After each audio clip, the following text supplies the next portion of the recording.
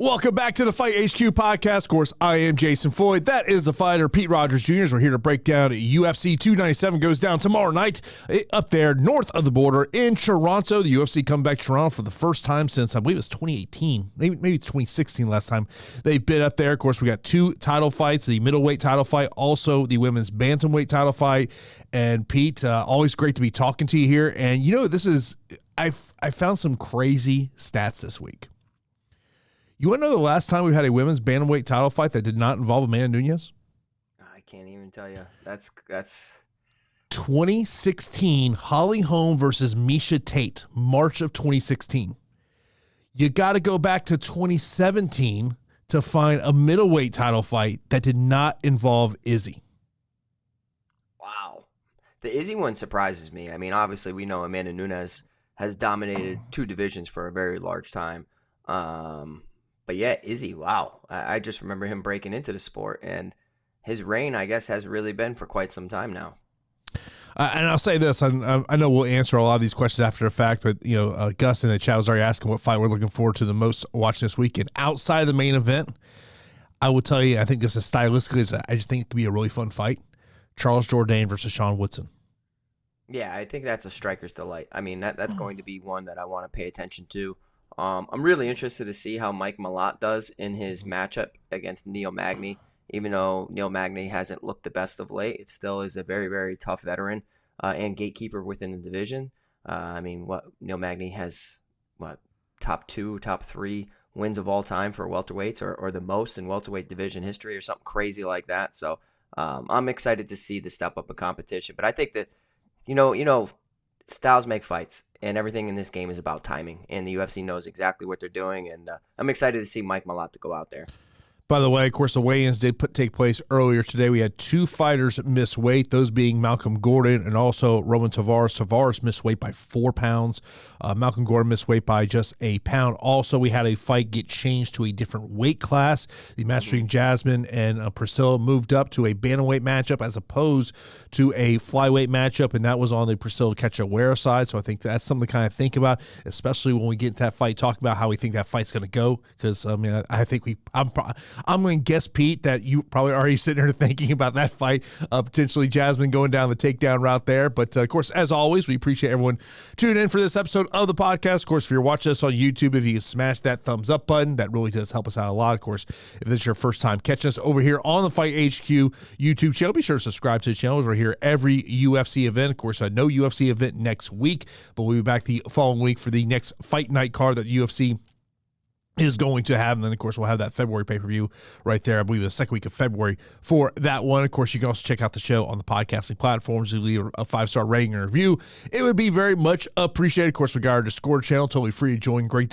conversation already going on inside that Discord channel. Also, we have our DraftKings contest is live. It is, you can check that. The link is in the show notes. Also, it is in that Discord channel, so be sure to check that out. Now, Pete, let's get right into game theory. And, look, when I think about game theory, the main event this week is a must-roster fight for me, and the price point. You've got $8,200, $8,000, your favorite fight of the week. And to me, there's only one other fight that is a priority fight for me in terms of GPPs, and that's actually going to be the third fight of the night, Yohan Lainesse taking on Sam Patterson, just because of if Yohan goes out there and get a victory, I think it's going to be via stoppage within 5 minutes. And if that does not happen, I think Sam potentially gets a late finish in that one. Oh yeah, I mean, I'm in agreement with you with the main event of the evening, Sean Strickland and Dricus du Plessis. I think the price point is just a broken price point for either fighter. You could even stack the fight, to be honest, if you start to think it goes late. We've seen some incredible fights, incredible main events, that we expected to end early, end up going later. The Yuri Prochazka and Glover Teixeira is one that, really sparks my memory, and if you stack that fight, you were in great shape. I think you could do the same thing for this one if you believe it goes late. I do not, but that's a starting point for me for almost all of my lineups. I'm in slight disagreement with you when it comes to the Yohan and Sam Patterson. I have a feeling that they're going to be super tentative and guys that really need wins. I feel like it's going to be a lower volume, play it safe type of fight where maybe not much materializes, but extreme volatility on both sides. So to highlight the volatility, Jason's completely correct. The chin of Sam Patterson, the ground game mistakes of Yohan Lainesse. For me, the second priority fight is going to be Jimmy Flick against Malcolm Gordon. Despite the weight miss, I view those guys as extremely volatile fighters. To see Malcolm Gordon was approaching almost a 2-1 favorite is kind of crazy because he is so susceptible to getting hit and hurt with big shots. Not only that, he has a knack for making mistakes on the ground, despite engaging in some clinches and some wrestling. So, and the reverse can be said for Jimmy Flick. I mean, like Jimmy Flick has looked bad since his sudden retirement, coming back, suffers TKOs as well. But I do think he has the better jiu-jitsu. But all in all, I think that fight, the pace of it, I bring up volatility a lot, but pacing of fights is something that I think can lead to a ton of points, and that's obvious. And whenever I see a flyweight fight with volatility, I'm going to smash exposure to both sides. And one of the things that I do want to mention is I was looking at ownership projections for this one as we sit here on a Friday afternoon. And I will tell you that the one that really sits out to me right now is Brad Katona, especially potentially going that takedown route. I mean, I think when you talk about, takedown city fighters this week, I look at Brad Katona, I'm looking at Movsar Evelev against Arnold Allen. I just think it's a bad matchup for Arnold Allen. I mean, I think, Allen more, you want him more in a striking type of matchup, not necessarily going up against Movsar, who one of the things I was watching the weigh-in show, and I forget whether it was DC or Weidman, and they were talking about the fact of his team has really been emphasizing on ground and pound, being able to show that he can be a finisher there. Jasmine to me is going to be another one for the potential takedown. And I mean, look, I don't love this fight, but Gillian Robertson probably is another one you got to look at as potentially going for those takedowns when you're taking there. I do want to bring up this question because I think it kind of goes into before we kind of start breaking down these fights, Pete, and this comes from Gus asking you, Pete, does the brutal cold affect the fighters? I don't think so. I mean, I don't think so. I heard somebody else mention that. I don't really understand that. I don't know. I mean, if you have to go outside to help you cut weight, then maybe. But I don't see how that can, I think altitude's something that's extremely important and completely underappreciated when you have fighters that train at altitude. Or when you go and you're fighting at a place with altitude, it definitely makes a difference. But as far as like whether it's hot outside, cold outside, I don't necessarily think so. I don't think that has anything to do with it. Sam, I appreciate your super chat. I did see your your questions in Discord. We'll get to those towards the end of the show. And happy that you love the t-shirt and you rock it tomorrow night. And I'll tell you, I'll be up in the cold tomorrow night, but yeah, I'm not trying to leave the team hotel. I'm just saying. I was looking at the Detroit weather earlier today. We got a low of 0 and a high of 18. Yeah, not leaving the hotel. So, okay, so for every sport's different. I think for football, it completely makes a difference. Obviously, I mean, you're playing outside. Like we're playing indoors. I know indoors, but I'm saying like when Miami was dealing with the cold in Kansas City, you know what I mean? Like that made a big difference. Like the one reporter who said that, how are the Bucks going to deal with the cold? And he's like, yeah, well, we're playing indoors, ma'am.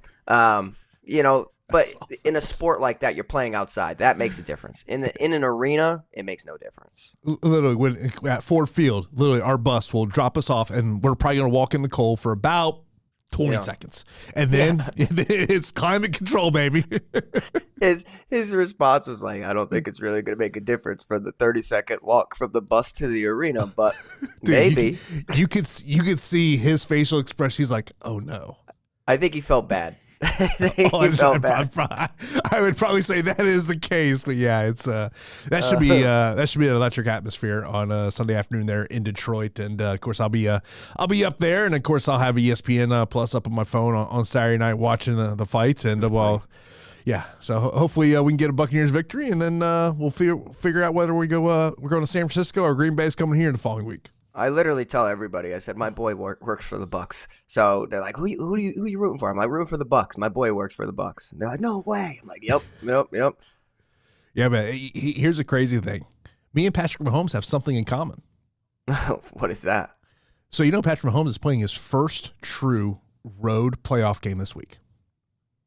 Really? This will be my first playoff road game because during COVID, we did all the games from Tampa. We didn't travel with the team. So this will actually be my first playoff road game. All my playoff home games and over all these years been doing the broadcasting have all been home games. Interesting. Yeah. I literally crazy. I was out with my buddy Chris the other night, and he's like, hey man, he goes, have you ever actually done a true playoff road game? And I started thinking about it. I was like, no, actually no. Wow. Well, we definitely have to hear back on how it goes and how it is and the experience for you. But yeah, I mean, to think several years ago with the COVID era between all different sports of how weird it made everything. And then to see where we're at today and see, Mahomes and you experiencing something new during playoffs is kind of crazy. Yeah, it was awesome. That was one great thing about playing on Monday was able to kind of enjoy all that playoff football. And man, I don't care whether you're talking about NFL, NBA, NHL, MLB, or a big MMA fight. Playoff season is it's different. It is different. Yeah, I mean it's definitely exciting, and I think this year it's wide open, right? Like it's crazy. You can make a case for so many different teams, and I think I got friends of mine that are like calling matchups pukey, and I'm like, I actually see the reverse of it, where it's like it's kind of damn crazy to see all these different teams in different situations within their franchise and how they're all live to win. I mean, literally, like Detroit, anybody, like you can make a case for anybody. Yeah, I mean, when the playoffs started, and I said, I'll take my blinders off here. I'll say, I think this is one of the most wide open years in NFL playoffs that we've seen in a long time. Where, I think for a lot of years you kind of point to 3 or 4 teams and you say, you know what, those are the favorites to get the Super Bowl this year. I mean, I think it's just wide open, and look, once everything gets going, and we'll see how it goes. But I'll be heading to Detroit tomorrow. Got to pack up all that cold weather gear for going out to dinner tomorrow night. But look forward to watching these fights, of course. So we got the main event, middleweight title on the line. Sean Strickland making his first title defense as he is challenged by Dricus du Plessis. Du Plessis is a -105, -115 for Sean Strickland. So we're pretty much approaching a pick'em fight here. Over on DraftKings, you got Strickland 8,200. du Plessis is 8,000. Then over on FanDuel, which I gotta know from our listeners, do you want us talking FanDuel? Because the prize pools over there are not very good.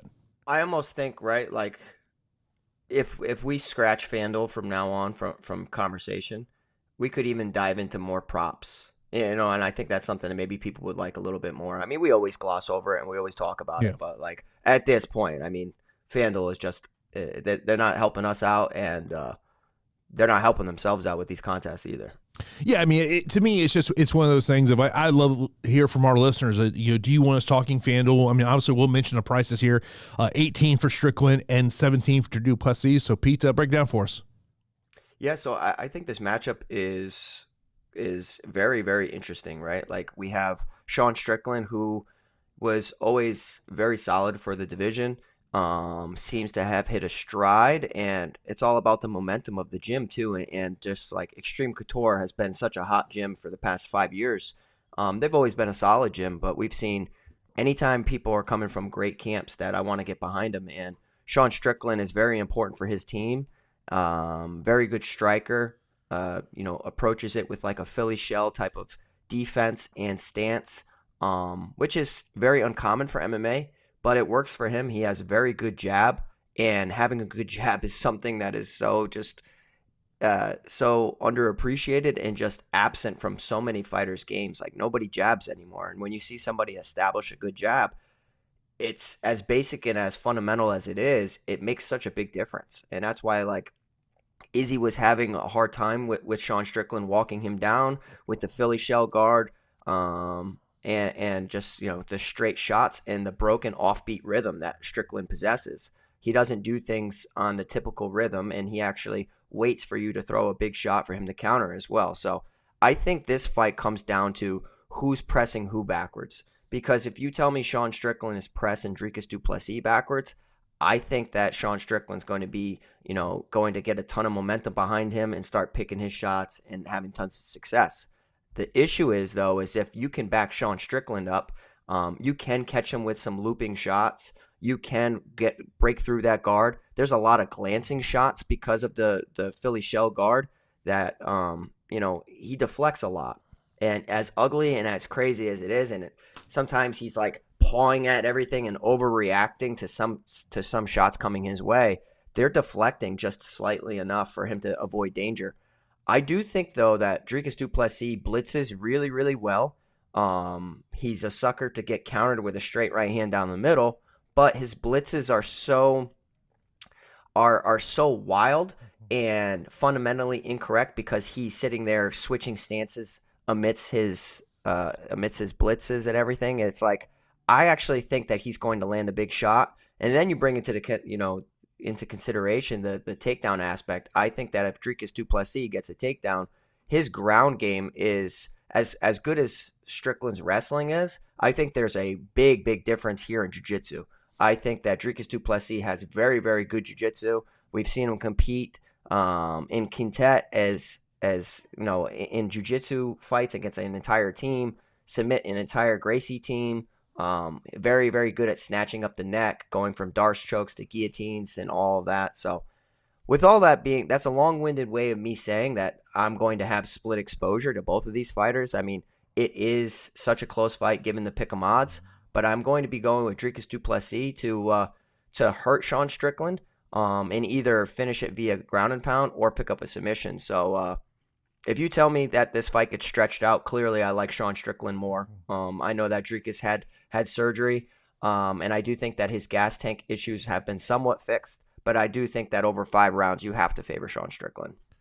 Yeah, I mean, this is one of those fights that I've really been going back and forth at. It's interesting the way you kind of start out your breakdown with it, because I had the exact same thought of who is going to be the fighter that leads the dance, who is going to be the fighter that gets the other one on their back heels. I mean, if you and that's why this may be a great live betting potential opportunity based on what you see in the first round in terms of this one.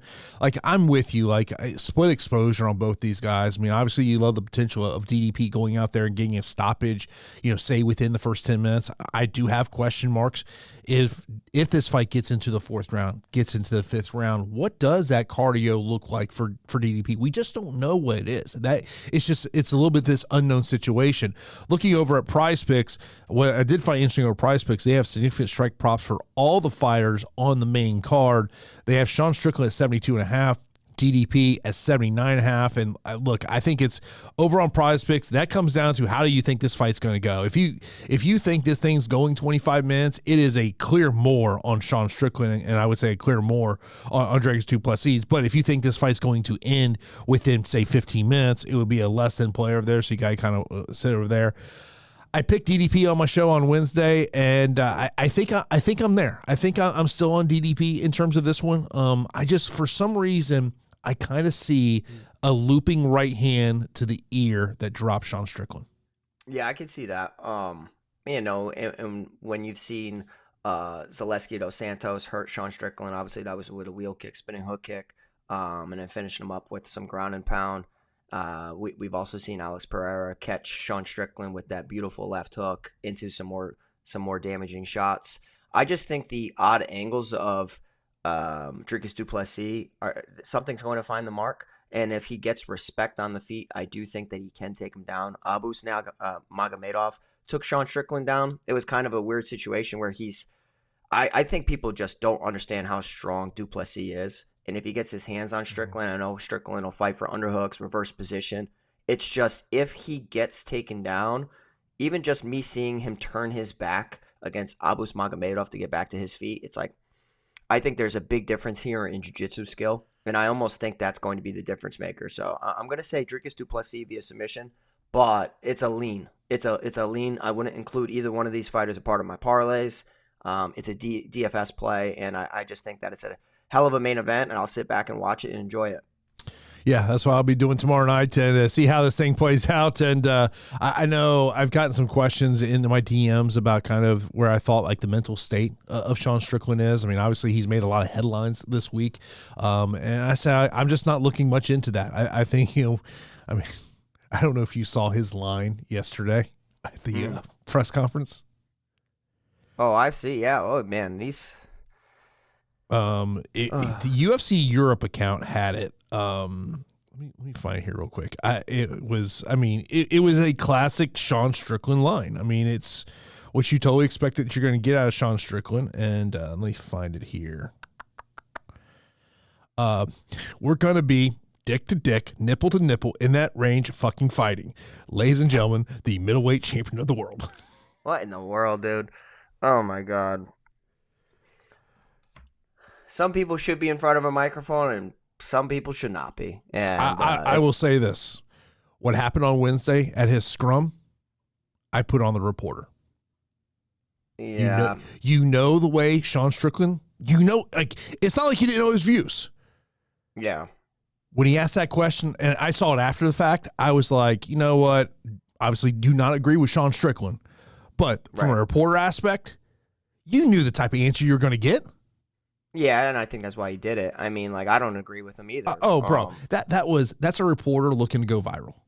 Right, and I don't agree with Strickland's views at all. But the thing is somebody's going to hold you accountable for what you say, though, too. So I kind of I think the UFC does a pretty good job of trying to protect their fighters from getting reporters that'll interview them and say and ask those hard questions, like why Ariel's not a part of it. You know what I mean? Because Ariel will stick there and ask the questions that need to be asked, that reporters need to. But I mean, it's 2 days from the fight, but I mean, you should be held accountable for what you say. I kind of just want to touch on this real quick of Londo just saying Dricus' cardio is horrendous. I watched the Brunson and Till fight and he was gassed out and looked horrible.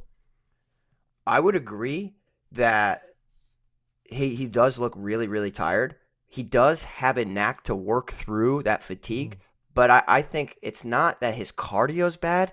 It's his pacing. Do you remember when he had Darren Till pinned against the cage and he threw 100 significant strikes? You know what I mean? Well, you remember he had the surgery, right? Septus. So, am I correct in that? Yeah, it was his nasal surgery. Yeah, his nasal surgery. But not even that. It's just his pacing. He sees blood and he goes crazy. And he overexerts himself as he did in the Till fight, and even in the Derek Brunson fight. So I worry about that going up against a vet in Sean Strickland, that he just cannot pace himself correctly, and then the true vet takes over the stretch of 5 rounds. Yeah, I mean, it's a concern that I definitely have right there. Now, of course, our co-main event is also a title matchup. It is the vacant women's bantamweight fight. You got Raquel Pennington taking on Bueno Silva. Bueno Silva is a minus 170 betting favorite, plus 140 for Rocky 7,600. Silva is 8,600. And then over on FanDuel, 19 and 12 respectively. Of course, Silva being the $19. Pete, let's hear your thoughts. Yeah, I mean, truthfully, this is a fight that I'm not really interested in. I hate saying that because, I think Mayra Bueno Silva is fine. I never really viewed her as a title contender. She seems to play with her food at times, and she seems to be able to come from behind, or if she gets put in a bad spot, then she can capitalize with her sneaky jiu-jitsu, whether it's with knee bars or arm bars or ninja chokes. Raquel Pennington is a fighter who I've always thought is very, very tough. The split decision over Ketlen Vieira does hold some value. I mean, she threw 159 significant strikes, landed only 81, unsuccessful on 2 of her takedown attempts, minute of control time. So the numbers really don't jump off the page. I mean, she picked up a decision over Aspen Ladd, decision over Penny Kianzad, submission over Macy Chasson. So, she's a vet, and if you told me she was on a 5-fight win streak, I would be completely surprised, but she is. And she's just been somebody who's stuck around in the division for a while. I think maybe the entire market is completely underrating her in this spot. But I don't know. She hasn't really impressed me in any of her fights, and at least I can say Mayra Bueno Silva has higher finishing potential, and she's a little bit more dangerous. And in the 2024 type of, judging criteria, I think she's going to land the more damaging shots, even if that she has lower volume. In the weird scrambles, I can see her finding a submission here against Raquel Pennington. I don't think Raquel is a bad fighter by any means. If this does go late and it does touch 25 minutes, maybe neither one of them score well. Maybe it's a Mayra Bueno Silva decision, and it's just mediocre scoring in the 80s or 70s. So I'm picking Mayra Bueno Silva. Come to think of it, now with my lineups, I don't think I have any Raquel Pennington, and that could be a mistake. just because of her experience and everything. But I'll be leaning towards Mayra Bueno Silva in this title fight that I think I'm just going to be relatively underweight to, and just kind of pivot elsewhere. Yeah, I'd be underweight to this one as well. I do kind of, it's one of those things where I do want to pay attention to ownership and see maybe where the ownership on both these fighters go here. Over on Prize Picks, really, nothing really sticks out a ton to me over there. I will say this, my one concern about Pennington, and we always talk about Pete, in this sport, there's just things you can never forget. And yes, it was a long time ago, but in her first title fight, we saw Raquel Pennington essentially quit on the stool. Now, obviously, she was going up against the GOAT, but I also do wonder if she cannot get this fight to the ground and she's just getting brutalized, do we see a repeat of that? Yeah. Long time ago, but point. I actually forgot all about that, to be honest. But Mayra Bueno Silva is dangerous off of her back. So if you take her down, you're playing with fire there. I mean, that's a woman who can pick up armbar from guard, no problem at all. She can roll for a knee bar. She could be losing, 24 of these 25 minutes and then just find a submission. And she's a part of a hell of a camp and of American Top Team. And you already know how I feel about American Top Team. Kind of interesting because Tecia Torres and Raquel Pennington and now going up against the American Top Team camp. So I think that Mayra Bueno Silva is going to pick up a victory here. It's just for DFS, does she score all that well? I don't think so. Yeah, it's one of those things that if these fighters got underneath 25% ownership, that's where in the bigger GPP fields that's where I would be maybe looking at going for some type of leverage play in terms of that. Their ownership's crazy right now. I just looked and I was actually I was surprised. I was surprised. Is that real? What in the world? Yeah. Well, I'll tell you what. Like, even with my lineups, and I'm probably not going to go all that crazy, but I think I'm probably a third of that. Yeah, no, I'm with you there. Next up, we got a matchup between a vet and a rising Canadian in the UFC scene here in the welterweight division. Of course, you got the vet Neil Magny taking on Mike Malott. Mike Malott is a minus 370 betting favorite. He's been as high as a 4-1 betting favorite earlier on this week. Neil Magny is plus 280. Malott 9,300 on DK, $22 on FanDuel, and for Neil Magny, he's 6,900 on DK and $9 on FanDuel. Pete, break it down for us. Yeah, so we have Mike Malott. I mean, a lot of people are high on this guy, and we've heard a lot about his coaching skills, and now we're starting to see his fighting skills. I mean, he's very, very talented in all areas. Good striker, very good striker. But I actually think his submission skills and how opportunistic he is in the submission department is what makes him so damn dangerous. I mean, his front headlock series is fantastic. I would be lying if I said I haven't looked at his film and I've tried to add it to my game. He does some high elbow guillotines. He also does some interesting chokes as well, where it's like a guillotine, but he's hugging his elbow, similar to how Gordon Ryan does it. I really, really like Mike Malott and everything I've seen. Obviously, this is a massive step up in competition just from a name and gatekeeping standpoint. Neil Magny has beaten a ton of fighters. Even when you think that he's done, he's picked up a split decision over Phil Rowe, who's like a mirror match against them. I mean, he's been submitted several times. He has picked up a submission in his own right against Daniel Rodriguez, who's a 10th Planet Jiu-Jitsu guy. So, like, you can never count Neil Magny out, and I was almost thinking about punting to Neil Magny from like a cash standpoint or a salary savings to help me spend up and get elsewhere. But I don't know. I kind of how we talked, before the show, I almost think just the best days of Neil Magny are officially done. Like, officially. And this is going to be it right here. Mike Malott's so dangerous. He could hurt and knock out Neil Magny on the feet. There's a game plan for him to chop at the calf and just destroy Neil Magny's legs. There's a game plan for him to counter the clinching and wrestling of Neil Magny by, snatching onto that neck and getting a choke. I think Mike Malott here at 9,300, despite the step up, is in a solid spot. And how could I bet against a guy who scored over 100 fantasy points in all three of his fights? Mickey Gall, 111, Yohan, 103, 105, Adam Fugit. Clearly step up in competition, but this is a fraud check. Is Mike Malott really as good as we all think, or is he not that good?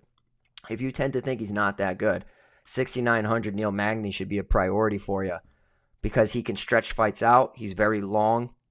He can strike from the outside with his straight punches. and he can do the typical Neil Magny game plan of clinching into offensive takedowns despite having a clear hole in his submission defense. But yeah, with all that being said, I'm picking Mike Malott to pick up a submission win over Neil Magny. But inside the distance is clearly very safe. 9,300, Mike Malott, I like him a lot. Didn't even mean to rhyme. I like him a lot, but he's going to be a priority for most of my lineups. Look, this is a classic UFC matchup here. You got the vet who is towards the back half of his UFC run, and you got the up and coming rising fighter here in Mike Malott. And I just think that it's the one question you clearly have about Mike Malott is if this fight hits the third round, what does that gas tank look like? It's just he's only been to the third round once in his career, so that is something to pay attention to here. But I really do like Mike Malott here, and I would say this: over on Prize Picks, the one that really stuck out to me is the fight time of 9 3/4. I think if you'd like Mike Malott to win this matchup, I kind of like going less than. But if Neil Magny can drag him out, I say this all the time, Pete, man. Father Time's undefeated, and I'm really wondering if Father Time is punching on Neil Magny's door right now. Yeah, I would agree with you. I mean, I understand what chat's saying and saying that Neil Magny's a great leverage play, and you're correct. He is. He's a great leverage play.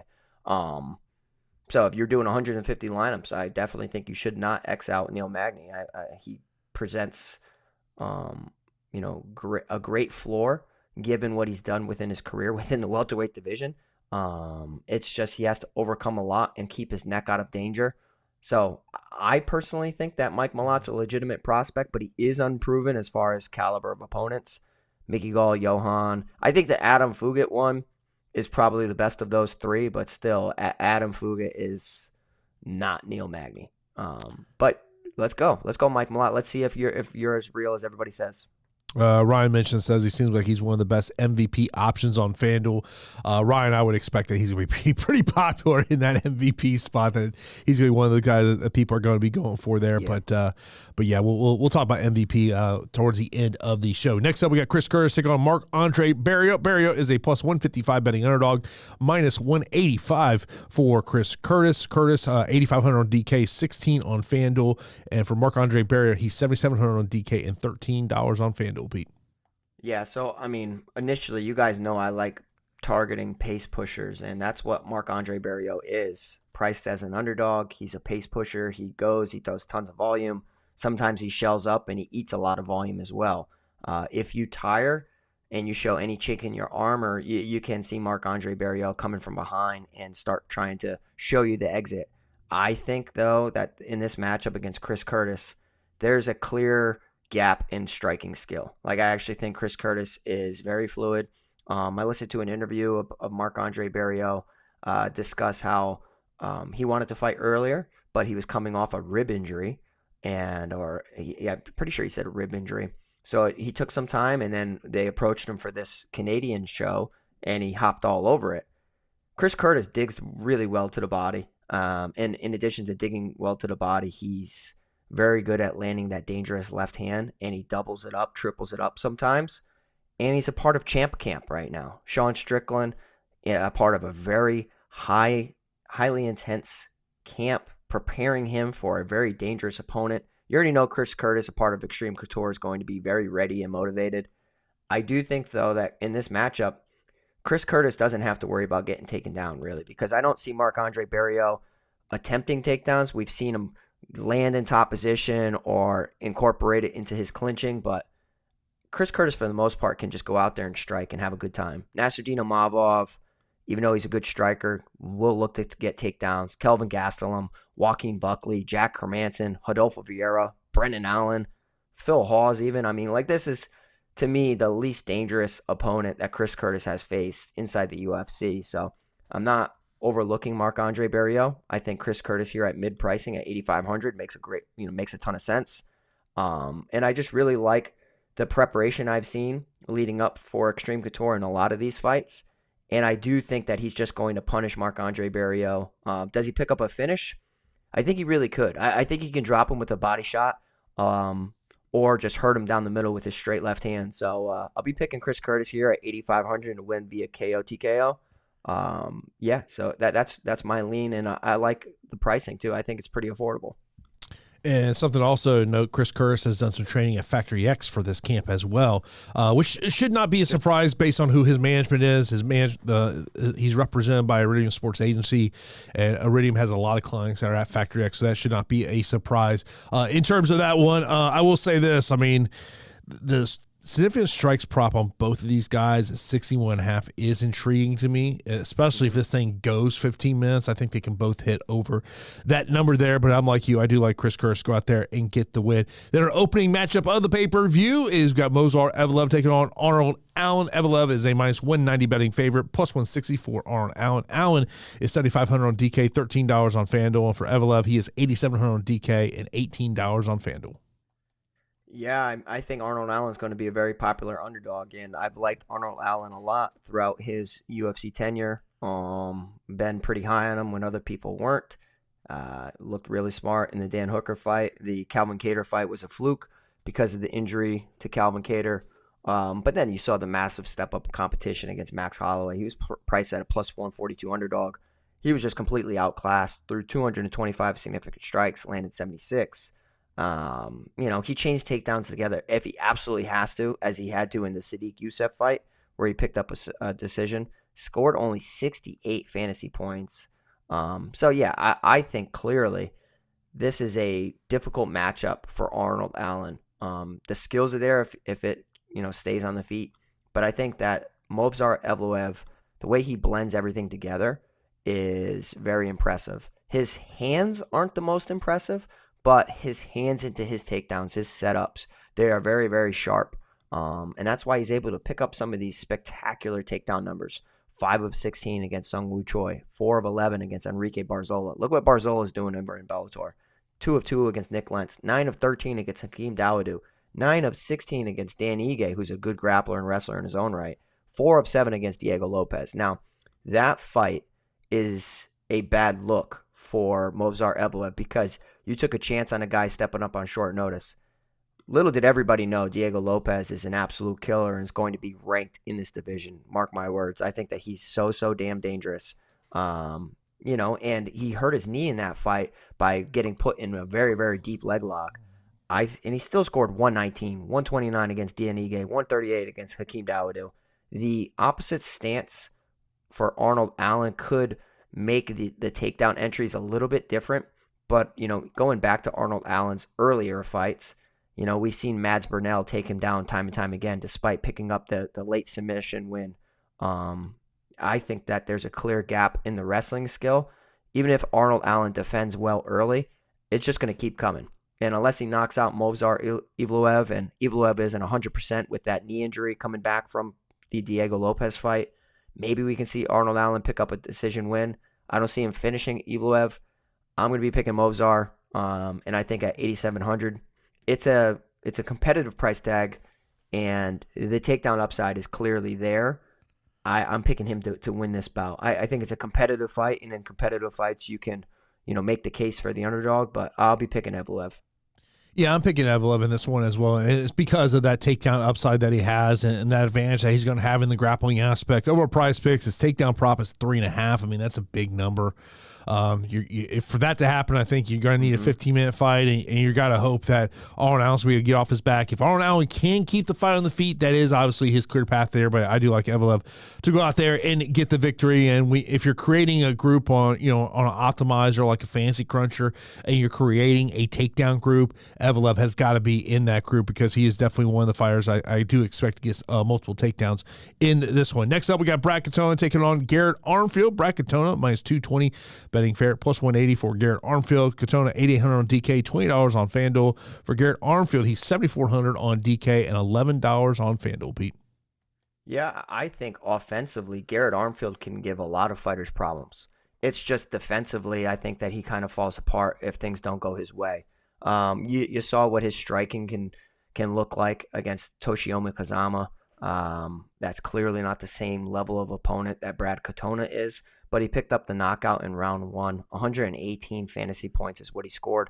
Threw 77 significant strikes, landed 45, defended 2 takedowns, got a knockdown. He looked really good on the feet and ever improved from a guy who's coming from a very long wrestling experience, a wrestling career. coming from a very competitive area of wrestling. I think that Garrett Armfield offensively can make it very competitive against Brad Katona. The issue is if it comes back the opposite way. I do think that Brad Katona is a fighter that will probably be, cracking down on the rankings if he isn't already. This guy's been around for a very long time. Even outside the UFC, he's taken hard fights. Hunter Azure beat him back in 2019. Rob Dalashvili took him down numerous times and beat him back in 2019. So if I am a part of Garrett Armfield's corner, I think that we're trying to be as offensive with our wrestling as possible. Now, Garrett Armfield has made this switch from Florida to Marathon MMA, which I thought was very interesting, and that was a fight ago.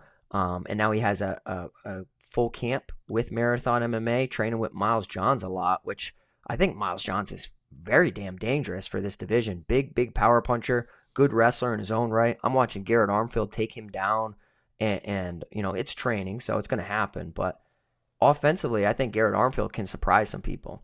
It's just if he does get tired or he gets put on his back, you know how wrestlers are when they get put on their back.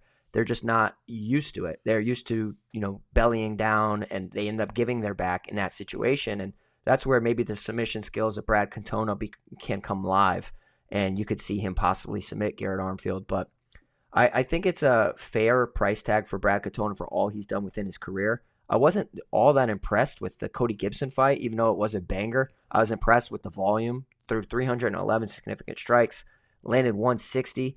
But, Cody Gibson's a guy I wasn't really high on. I almost think I'm higher on Garrett Armfield's skill set than Cody Gibson. And Gibson was landing some shots on Katona. So, I would be lying if I told you I don't have some shares of Garrett Armfield. I do think that this fight is a smash spot either way. I'm going to be picking Brad Katona just because for everything he's done on the Ultimate Fighters and how well-rounded he is. Less holes in his game than the unproven Garrett Armfield. But, I got a small portion of my lineups in case everything I'm seeing in the training footage actually can materialize for Garrett Armfield. So it'll be Brad Katona, and I'll go via submission in the late second or third. But at 8,800, I think he's at a pretty favorable price tag to come through for us. And that prop bet, Katona win via submission plus 350, mentioned out Marathon MMA. So that is Trey Ogden's gym, which essentially has become the new Glory MMA and Fitness. It was named Glory MMA and Fitness at one time, but of course, when everything happened last year with James Krause, they changed the name of the gym, Marathon MMA. So that's where a lot of the Glory guys have ultimately ended up at. Miles Johns, who literally came to Glory 4 months before everything went to shambles. But yeah, that just give a little background information there. And I'll say this, Katona is my leverage play of the week as we sit with where ownership is at right now. I always talk about is you got to look in that 9,000, high 8,000 range and say, who is the fighter not getting ownership because of that takedown upside? I do like the more than 1.5 takedowns on Prize Picks for Brad Katona in this one. So Katona is the guy that I'm really looking at as a leverage play this week. Next up, we got a matchup that I just think should be a fun matchup to stylistically to watch these two guys go in there and swing it out. That is Charles Jourdain and Sean Woodson. Jourdain, a minus 220 betting favorite, plus 180 for Sean Woodson. Jourdain, 9,000 on DK, $20 on FanDuel. And for Woodson, he's 7,200 on DK and $11 on FanDuel, Pete.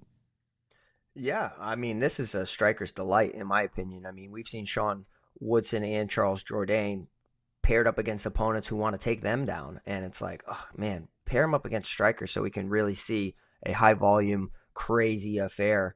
And I think that's what we're going to get. Even though both of them have shown, evolutions in their game and development within their game. We've seen Sean Woodson go to the takedown well in his previous fight, and that was against Dennis Bazukia, where he went 4 or 5 in the takedown department. I almost think that's just trying to secure, a very safe win, and I don't think Dennis Bazukia is all that good. So it was just open. I think the submission attacks of Charles Jourdain will limit the takedowns of Sean Woodson because Jourdain has some sneaky submission skills, as evidenced in the Lando Venata, the Ricardo Ramos fight. Both of these guys have fought some tough competition for the featherweight division.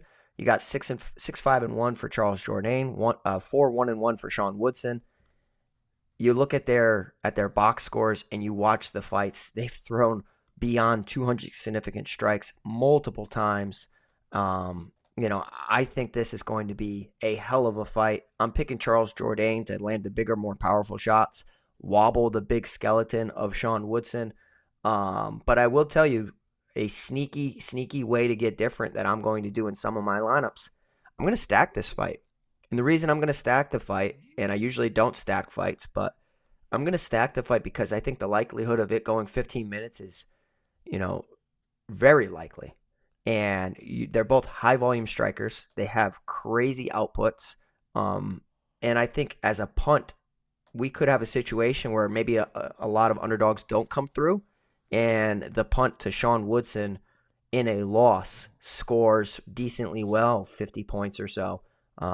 He was beating Julian Erosa, and he got, submitted in the third round. He still scored 54 fantasy points. He scores 54 fantasy points, 60 points at 7,200. I think you're pretty damn happy about that. That can outscore some people and win. So I'll be stacking this fight in just a small portion of my lineups to get completely unique. But it's Charles Jourdain, the more powerful striker, the better submission skills. Even though he's a complete weirdo, I'm going to be picking Jourdain to win. Yeah, I was telling Pete before the show, my cash game punt this week is Sean Woodson. It's pretty much exactly what kind of Pete laid out there. The fact of thinking this thing's going to go 15 minutes, it's going to be a striking matchup. I mean, look, if someone's shooting a takedown, it's because they got rock. And I'll say this with Sean Woodson, I'm always kind of surprised this guy makes 145 pounds. That makes no sense. This guy will probably eventually be doing what I'm doing and fighting at 170. It's just, as he gets older, it's going to get more difficult to make the weight. He doesn't look healthy every single time he fights. I'll tell you that. Yeah. And by the way, Prize Picks, they have the fight time here at 14 3/4. A very understand there. Next up, we got a matchup where we had one fighter who missed weight by 4 pounds, that being Roman Taveras. And by the way, this is a rematch from a matchup on the Contender Series, taking on Serhiy Sidey. Serhiy Sidey, a minus 185 betting favorite, plus 155 for Taveras. Over on DK, Sidey is 8,900 on DK, 15 on FanDuel, and for Taveras, 7,300 on DK, and $14 on FanDuel, Pete. Yeah, competitive fight. I mean, Serhiy Sidey is clearly going to be favored because he won the first encounter against Roman Taveras. It was somewhat of a fluky win, though. Not fluky win, but fluky call from the referee of how quick he hopped in to stop the fight. The fact of the matter is, though, that he sat down Roman Taveras, with a combination. I believe it ended in a jab. It was something glancing. And then he went to followed up, momentarily, and then the fight was stopped before, Roman was really out. Roman Taveras is a dangerous striker. He has good hands. I think that there is he's clearly he's a striker, right? Like, I think the well-roundedness lies with Sidey, and that's possibly what we're going to see over the course of 15 minutes. Taveras is a good underdog, though, because he was getting the better of most of the striking exchanges in the first encounter. And who's to say that he's not going to get the better of the striking exchanges here? And as long as he stays, durable, or his durability checks out, he could be on his way to winning a decision here at 7,300. So I'm not making a stand one way or another, but I was going to be back in Taveras until the weight miss, and the weight miss could just be strategic. It could also be a miscalculation, a pretty big miscalculation, or it could be just something went wrong. Maybe he's injured. Maybe, there's something underlying. So because of the weight miss and everything, I'm still going to side with Serhiy Sidey to pick up a decision or a late finish. But Roman Taveras should still be a part of your underdog pool. Don't gloss over him. Pay attention to the ownership, because if the masses flock one way or another, just due to the weight miss, doesn't necessarily mean it's going to predict the outcome. I was initially going to be leaning towards the Taveras side to pull off the upset, but I will lie with Serhiy Sidey here to win via decision or a late round stoppage at 8,900. Yeah, it's always got to be concerned when a fighter misses weight by 4 pounds. And I mean, that's one of those things that you sit back and unless, his team comes out and says exactly what happens, it's also one of those things of, probably if you got a good portion of of your alliance with either one of these fighters, you probably need to make sure you're around a computer leading up to lock, just in case something does happen with this one. If for some reason maybe a doctor comes in and says, you know what, no, I'm not going to let you go out there and compete. It's also one of those things you do wonder, maybe the weight cut was just going bad, and the coach say, you know what, man, you're not going to make weight. Let's call it right now. Let's get on the scale and let's see if we can get our opponent to take the fight. Yeah, I mean, that's just the unknowns a part of it. You would think that somebody would want to come in clean and make weight and everything and pick up all their money and a win over somebody who has bested them in the first encounter. But maybe it's to get a complete advantage in the wrestling and grappling department. You know what I mean? Like, it's like, dude, we already know he's probably not going to be able to hang with us on the feet. Even though he finished us, I think he's just going to look to wrestle more. And how can we combat that? Miss weight a little bit. I'm telling you, man, it happens, and you know it happens. So that's where everybody's exposure should be split on this fight. That's where your manager's got to come in and make your payday a little better. Yeah, exactly. You know, and then hell, then you hope you just go out there and have a fight of the night candidate, and then you get your opponent's fight of the night bonus. Right. So you're putting yourself at a real risk to pick up your win, right? Like, you could also be you leave a bad taste in the UFC's mouth for missing weight. Now you say you go out there and you pick up an unbelievable finish. Now you're unable to get your finishing bonus if you're the one who missed weight. But if you're on the opposite end, you're like, let's get fight of the night. And then you're going to get as much as you can. I forget who the fighter was, but I remember having a conversation with a fighter who got a fight tonight where their opponent had missed weight. You get double the money. And he said, he goes, we're literally at dinner. He goes, it's the whole team. My manager's there. Manager gets the phone call, and he looks at me and goes, you want some good news? He goes, you got fight of the night. And by the way, since your opponent missed weight, you get his cut too. Oh, my God. That's like a dream. I mean, and you think about it, if you're like a prelim fighter, like that's life-changing. Exactly. That is life-changing money. And by the way, that's when you need to go have your conversation with your accountant about how much money I need to stack away to pay for taxes. Exactly. Taking it away right now, so get it over with. Exactly. Next up, we got a female matchup. We got Gillian Robertson taking on Viana. Viana is a plus 250 betting underdog, minus 310 for Robertson. Robertson's 9,100 on DK, $21 on FanDuel. And for Viana, she's 7,100 on DK and $10 on FanDuel. Yeah, I mean, before I break the fight down, I mean, we got awesome engagement in our live chat, in our Discord. Thank you guys so much. I mean, Jason and I do this just because we love it. Been doing it for quite some time now and started our own channel. And thanks to you guys, we're making it happen.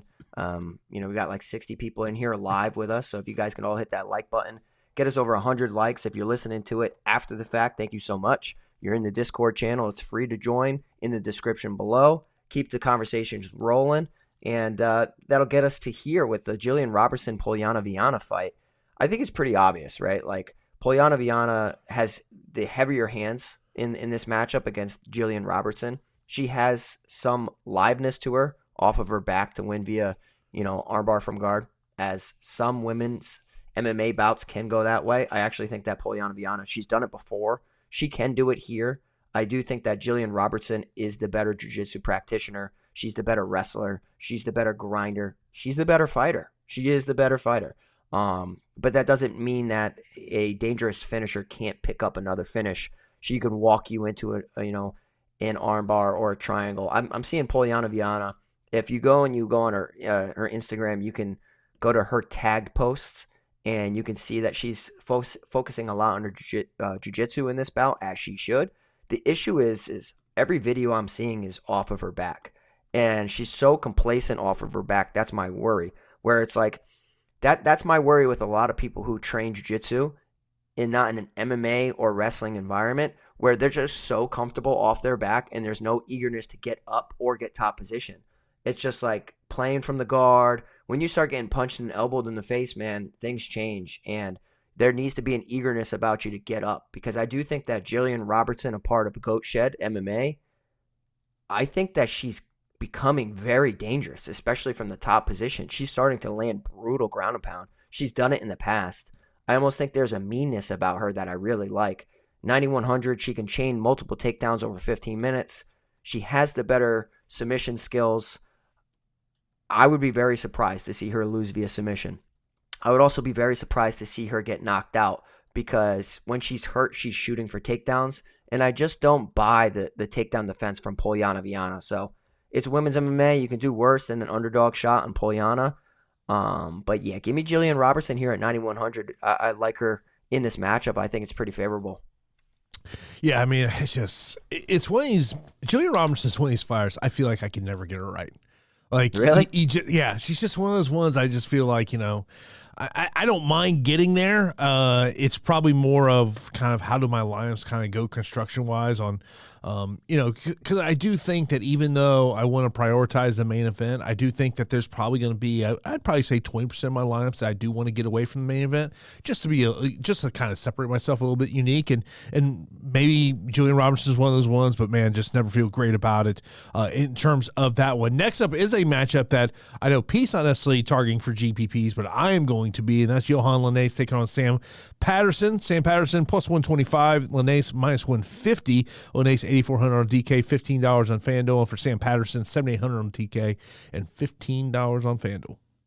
Good God, this fight is volatile. It really is, right? Like watching the fight film for this leading up is frustrating, right? Like it's very frustrating because I don't think that either one of these guys are all that great, and the lower end of some of these divisions, flip a coin, man. Like flip a coin. Like you don't know who's going to win. You really don't. I think that, Yohan Lainesse in the UFC, clearly he's fought some impressive fighters, but he's gotten worked in two of those occasions against Gabe Green and Mike Malott. Picked up a split decision over Darian Weeks. I thought that was interesting, but like his scoring is terrible. Like absolutely terrible.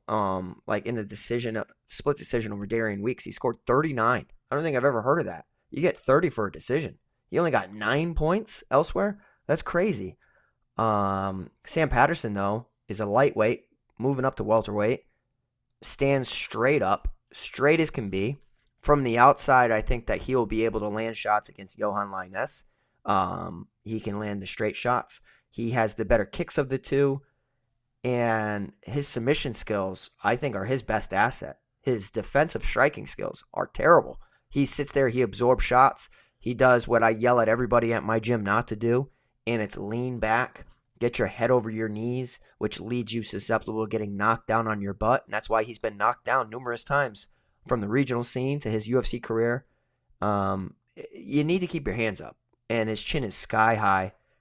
I feel like the reason I'm underweight to this fight is I'm just so unsure. You want to pick Yohan Lainesse to win via KO because Sam Patterson's chin and his striking defense is non-existent. But if I'm laying out all their skills, Sam Patterson is way more skilled than Yohan Lainesse. Yohan, I do not think is good at all. I just think he's just gotten lucky. He's terrible with what his sequence is, but they land sometimes. And I feel like in this fight, Jason, whoever's winning the fight is not going to win the fight. You know what I mean? Like I feel like Sam Patterson's winning the fight for 12 minutes. Then all of a sudden, Yohan gets a minute of gas, and then he lands one shot, and it's over. Or the reverse applies. Yohan Lainesse is sitting there, dominating, and then gets tired in the third frame, and then Sam Patterson snatches up his neck. So due to the uncertainty, I'm just going to pivot away from it. But sometimes in a GPP and 150 max, you got to embrace the volatility. And good God, this is a volatile fight. So I still will be leaning towards Yohan Lainesse, but man, it's a slight lean. It's like a 51-49 if I absolutely had to pick. But yeah, I like other fights better. I think there's a chance that they're both a little gun shy and a little worried and hesitant that it leads to a low scoring affair. And they just try to pick up a safe win as possible. Look, volatility is a great way to describe this matchup, Yeah. and I'm totally with you. I mean, this is one of those things that if Yohan wins this matchup, I truly do feel like it does come in the opening round. But if this thing gets dragged out to the second and third round, that's where I start looking at the Sam Peterson aspect. I mean, look, you're not going to feel great having either one of these guys in your lineup, but to me, it's just a matter of it's a volatility, and I think that's going to be in a finish.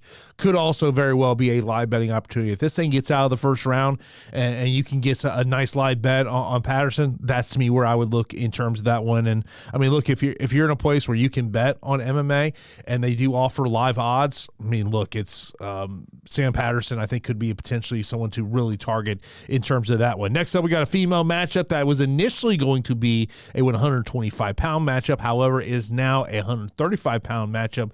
Both fighters weighed in just over 133 pounds, and the reason it was moved up was for on the Priscilla side of the equation. She is a plus 315 betting underdog. Jasmine minus 415. She's 9,500 on DK, $23 on FanDuel, and for Cachoeira, 6,700 on DK and $8 on FanDuel. Pete. Yeah, so I mean, I'm picking Jasmine Jasudavicius here, but I gotta tell you, like, I feel like at times she's okay with standing and banging, and she's okay with just like, well, I was unsuccessful in my takedown. I'm just going to try and stand and bang and please the crowd. And, I mean, that could really not work out here for her against her opponent, Priscilla Cachoeira, despite it being a hometown fight. She throws with tremendous volume. She does shoot with some good volume, but if she's met with resistance, sometimes she pivots away from that. I mean, like in the Miranda Maverick fight, I was surprised she only attempted one takedown. She ended up getting the victory, but she only attempted one takedown, scored 85 fantasy points, threw 150 strikes, landed 67. Kind of went back to her wrestling roots, and in the Tracy Cortez fight, landed only 2 of 10 takedowns. And Tracy Cortez is a phenomenal wrestler. Definitely not the caliber of wrestler that Priscilla Cachoeira is. Cachoeira has non-existent wrestling. She'll defend some takedowns, like she defended 6 against Miranda Maverick, but ultimately was taken down and finished. Defended 3 takedowns against Gillian Robertson. Ultimately was taken down and finished inside round 1. I just think that it only takes one takedown to really land brutal ground and pound on Priscilla Cachoeira or pick up a submission finish. The issue that I have is I think this is going to go 15 minutes. Jasmine Jasudavicius hasn't picked up a knockdown in any of her UFC fights. She has 5 UFC fights. Hasn't attempted a submission in any of her 5 UFC fights. This could be just a ragdoll situation where Jasudavicius, her ground skills are on full display, leads to a boosted total, scores 110, 120 over the course of 15 minutes. But if she does not lace up those wrestling shoes, she is live to get cracked by Priscilla Cachoeira. And I'm not telling you guys anything with that. You guys all know that Priscilla, the one thing she can do really well is hurt people on the feet. She's done it to fighters in the past. Ariana Lipsky, Shayna Dobson, Gina Mazzani, Ji Yeon Kim, all fighters that are beneath the skill set of Jasmine Jasudavicius. But that power is live. That power is live to come from behind, especially if you have a bad weight cut or overexert yourself early. So I'll be picking Jasudavicius here. I think she's in a great spot. Clearly in a hometown type of matchup to get the card rolling, and she should be a strong play for DraftKings. Yeah, I mean, look, there is obviously a clear path for her to go out there and get a victory and utilize the grappling. But if, you always, Pete, ego can be a son of a bitch. And ego can force you to want to sit there and stand. And, like, I talk about this, like, you want to throw maybe a sprinkle on some props out there that have good plus money.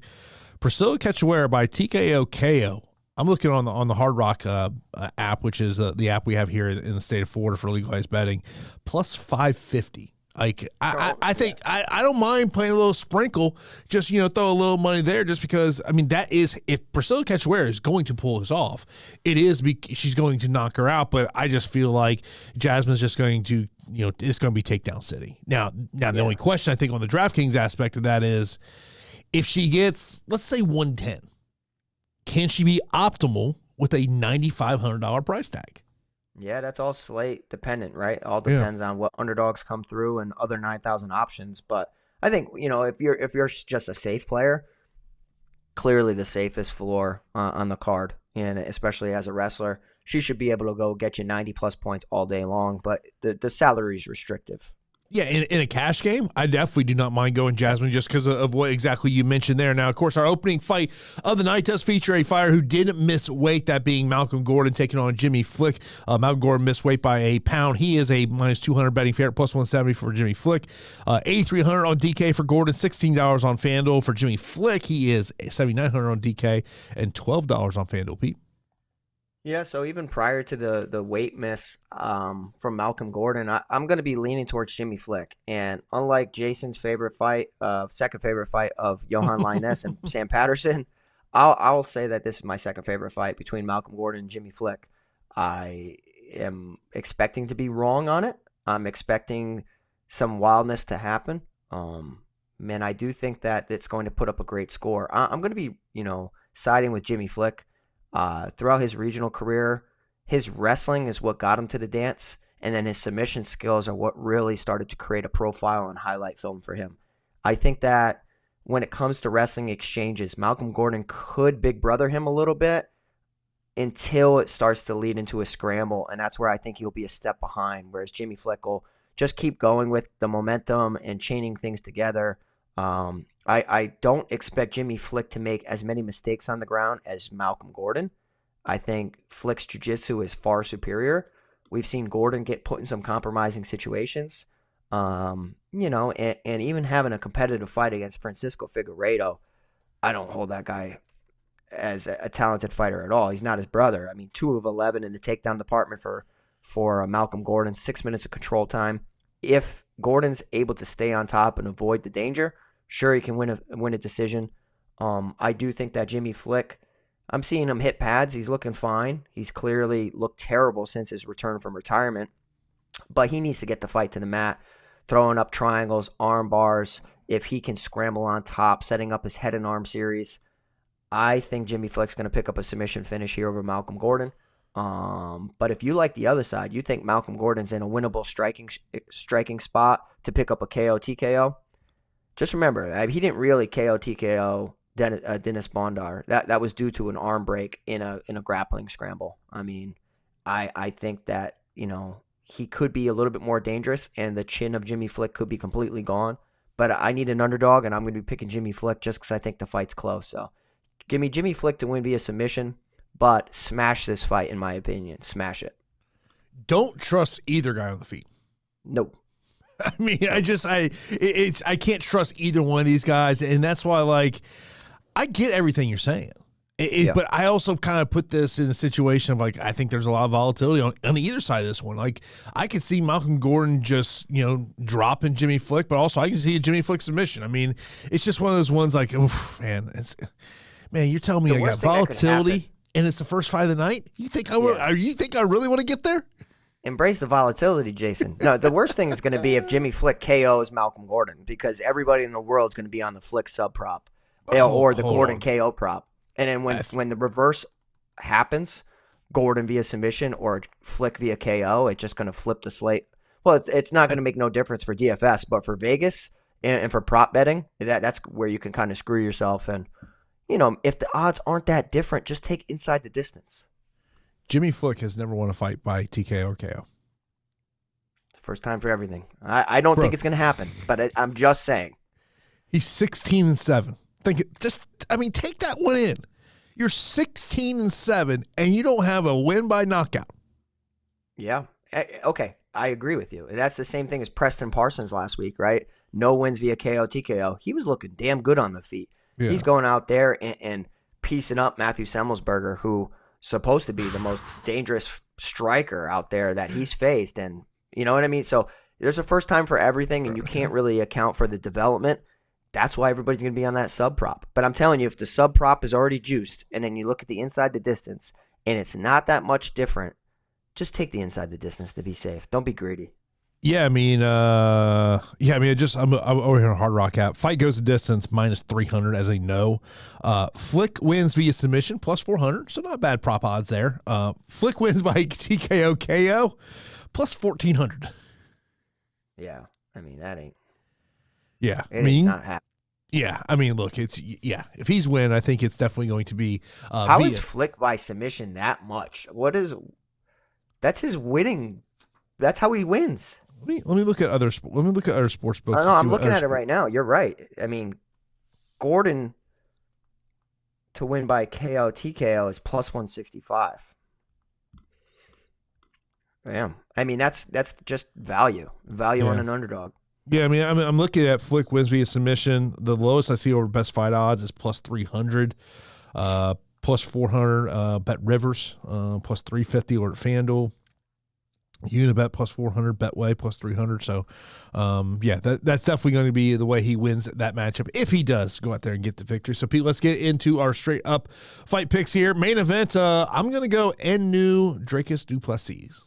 Yeah, Dricus du Plessis lean for me. I got Silva in the co-main event. Silva. Give me Malott. Curtis. Evelev. Katona. It's favorites like crazy for me. Yeah, I know. Jourdain. Sidey. Robertson. Give me underdog number 2 in Sam Patterson. Okay. Go Yohan. I'll go Jasmine. And I'm going to go Gordon. Okay, I'm going to go Flick. Yeah, get some questions we got in from Discord before we get to our YouTube questions. Best punt play. To me, I think in terms of cash, it's Woodson. In terms of a GPP play as a punt play, man, it's rough. I mean, it is rough. I mean, it's Taveras. Because I don't consider anything above 7,500 a punt, so it has to be below 75. The only one I was maybe looking at, I mean, armbar for guards live, Polyana, Viana. Yeah. I mean, but don't really. I don't love a lot down there. Best leverage play to me. Let me pull up the ownership. I was looking at Brad Katona just as and to me, I'm always looking at people that are underneath 20%. Brad Katona to me would be one of them. Outside of that, not a lot I love as leverage plays, but I think Katona for me would be my leverage play. I'm kind of surprised at the ownership. I mean, it's not a leverage play, but when you talk about the highest priced fighter on the slate, you expect them to have the most ownership or some of the closest. Yeah. It's not happening with Jasmine. Jasmine is like mediocre. Yeah. Best takedown upside. To me, I think there's a couple of fighters you got to point to in there. To me, Evelev, Katona, Jasmine, Robertson. I would probably look at Evelev as my top takedown upside. Yeah, so I have 4. I have 3 with 2 sprinkles. So I got Movsar, Evelev, Robertson, Jasmine. All makes sense. After that, it is going to be sprinkles of Brad Katona and sprinkles of Jimmy Flick. Next up, ranking the 9K fighters. We have 4 9K fighters here: Jasmine, Gillian, Charles, and Mike. I would go. To me, I would still say Jasmine just because of the clear takedown upside and racking up points on DraftKings. So I would put her number 1. I would go Malott 2, Robertson 3, Jourdain 4. I have it exactly how you have it and exactly how the pricing is. Yeah. Top core plays. To me, core plays, I think it starts off with getting to both sides of the main event. I do like Evelev because of that takedown upside. Those would probably be my top, and then Katona I think would be my third top core play. Yeah, I'm with you when it comes to for fights, main event, Flick, Gordon, and then Katona seems to be popular. How about Chris Curtis? I like Chris Curtis in a sneaky matchup. Top optimal, a leverage play that breaks a slate. I think Jimmy Flick could be that guy if that ownership stays where it's at right now. Top optimal plays. Whoever wins the main event, I think will likely be optimal. Mm-hmm. Has to be. Because of the price point. Yeah, I would exactly imagine there. Best underdog plays. We kind of talked about this a second ago. I mean, there's just not a ton out there that really I love. I mean, they're just not. To be touting Sam Patterson, you know what I mean? Or not touting, but like to be okay with getting a lot of exposure to Sam Patterson. It's an ugly week for underdogs. You know, it is the matchup, and I think it's more against Yohan than anything. But still, like, you know, to have a ton of ownership in somebody means a lot, and that's why Patterson or Flick, like, you could say the same thing about Flick, and, you know, just completely critique his entire game. It's ugly for underdogs. Yeah. Top punt play. This would be more of a cash game answer for me. That it would be Sean Woodson, just because I think that fight goes 15 minutes, and at 7,200, I think we got a nice little floor there in terms of developing lineups. 100%. I mean, I already told you guys I'll be stacking that fight in a couple of my my entries in a couple tournaments, just because I think it's extremely unique and gives me a safe floor for both fighters. Best inside the distance fights. Gordon Flick has to be. I would say Gordon Flick, Lainesse Patterson, Robertson Viana, Sidey Taveras. Those would be my top ones. I'd be very surprised if the main event went 25 minutes one way or another. Yeah, I mean, what is a 25-minute gas tank for Dricus du Plessis look like? It's an unknown. We just don't know what it potentially looks like there.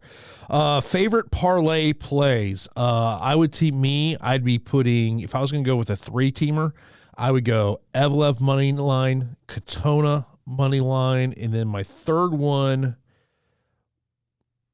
I'd probably go Jasmine just because of confidence level. Okay, so you went Evlev, Katona. Let's see what kind of odds that gets me. It's probably plus 240. Let's see it. Jasmine. That's not bad. I kind of like that. Plus 179 over on Hard Rock. That's still not bad. I mean, you're taking 3 chalky options. Yeah. That's not bad. That's how I like to do parlays sometimes. I mean, it's nice when you get a crazy number, plus 300 and above, but you're also going to be sweating it out. Yeah. Jason and Pete specials. I mean, look, it's low-level flyweight matchup in the Jason special, and the Pete special, which is obviously the main event because of the price point. Like we've talked about, you got to get to both sides, you know. I think I truly do think it's a 50-50 kind of fight, just because of, and if you missed the beginning of the show, if you're watching us live, the thing that Pete pointed out, and I totally agree with what Pete said, to me, it's who's on the back pedal, you know, and that to me is going to be the fighter that's going to ultimately lose the matchup. His over-under 8.5, give me the under. Yeah, give me the under. Yeah, I just think that number's a little too high. What was he right last week? I don't even remember. I think he was off. Yeah, I don't remember. Value plays under 8K on DK. Man, there is not a ton there. I think we kind of talked about it. Under 8K, it's like they're all the same. Flick and Patterson, and then it's like Taveras and Woodson as like the bottom of the barrel guys, with Viana sprinkled in too. Core 3 on DraftKings. I think for me, it starts with taking one of the fighters in the main event. Then I'm probably looking at either Evlev or Katona because of the ability to take the fight to the ground. And then the third one, I think you're probably looking at a combination of either Lainesse, Patterson, Gordon, or Flick, just because of looking at what the ceiling is in those fights. Yeah, I completely agree. Of course, if you got any questions, you can hop in our Discord channel and totally bring them in there. We'll get over into the YouTube questions as we wrap up this week's episode. By the way, I'll mention about Prize Picks, what I do like over here. The ones I like the most is more than 1.5 takedowns on Brad Katona. The under 10.5 fight time minute on Gillian Robertson. Those would be my 2 favorites.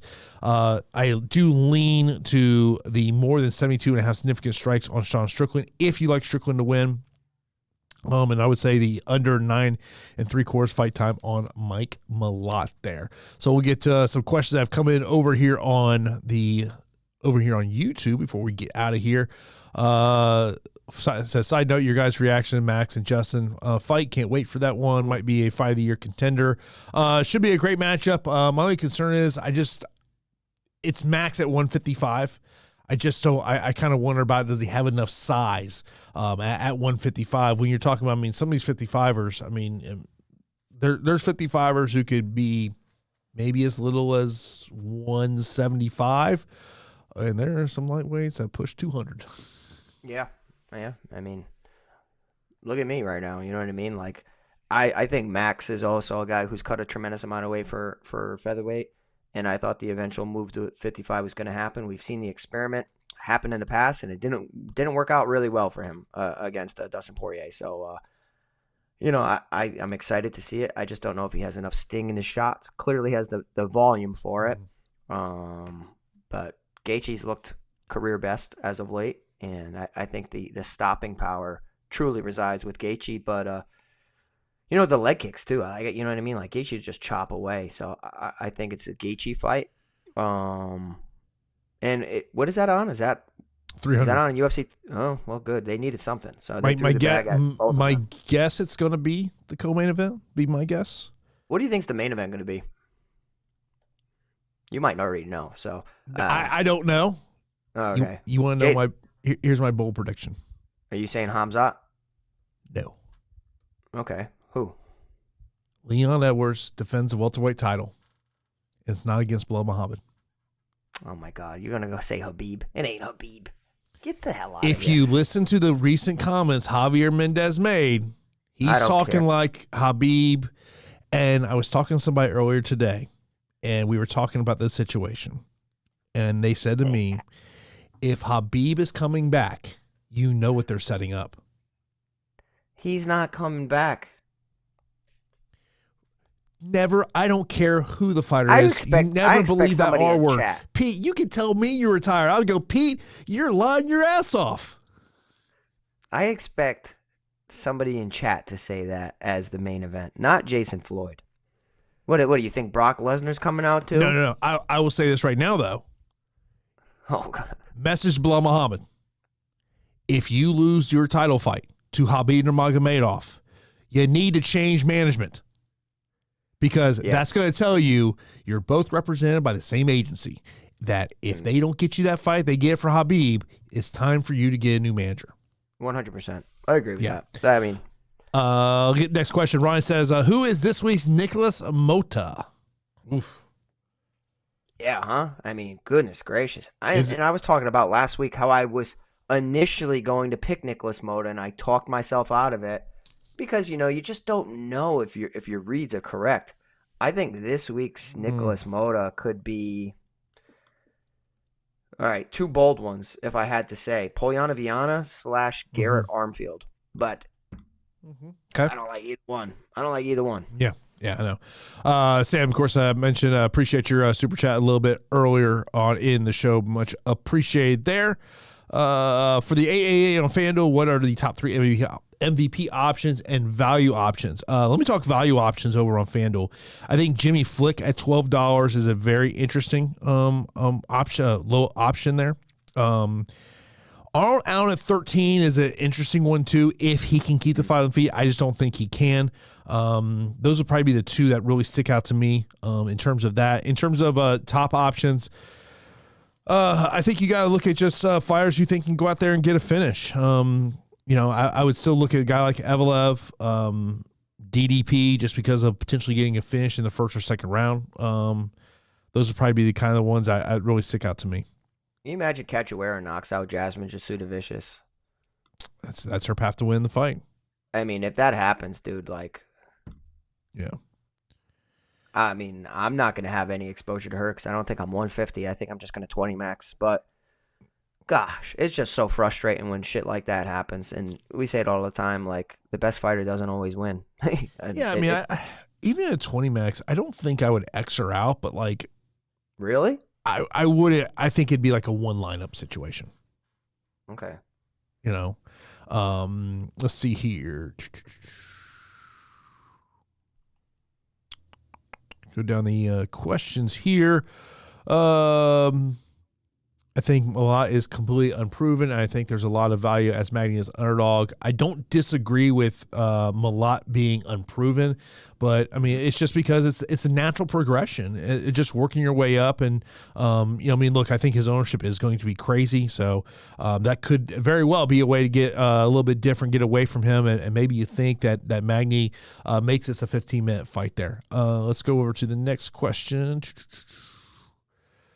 Allen has underrated power advantage, and Evloev was getting wobbled in his past fight with Hakeem Dawodu, and Evloev has his takedown in wrestling. I mean, look, I just think stylistically, I don't love the matchup for Arnold now. That's where I stand on that fight.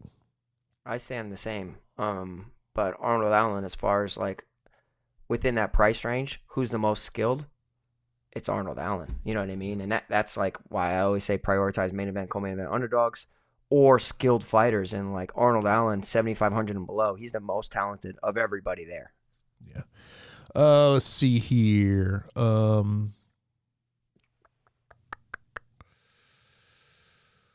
Trying to just get some questions that maybe we've not answered yet here in terms of it as we kind of start wrapping up the show. As always, we appreciate everyone tuning in for this episode of the podcast. Of course, no show next week because we have no UFC show next week. Of course, we'll get back kicking 2 weeks later. You buying the pay-per-view? Yeah, I'll buy it on my phone. Nice. Yeah, I'll buy it on my phone.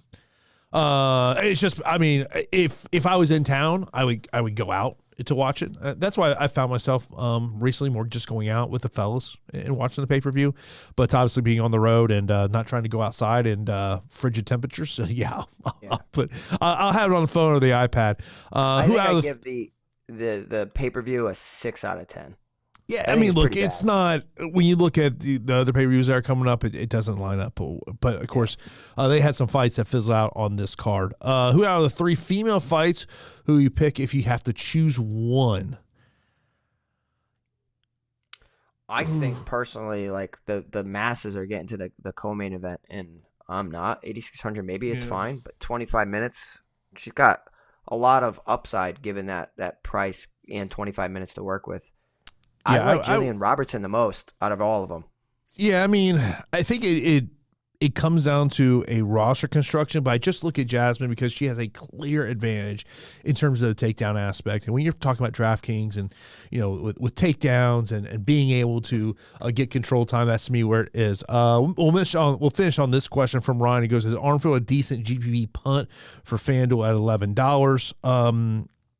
If I was going to punt in that range, I would probably more look at a Jimmy Flick at $12 and an Armfield at $11. My concern is submission defense for Garrett Armfield.